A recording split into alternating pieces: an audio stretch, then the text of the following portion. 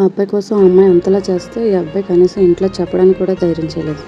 ఆ అబ్బాయి అలా అన్నా సరే ఈ అమ్మాయి మాత్రం 2 months టైం ఉంది కదా, వీళ్ళు జాబ్ తెచ్చుకో, ఆ తర్వాత ఏం చేయాలనేది ఆలోచిద్దాం అని చెప్పి అన్నది.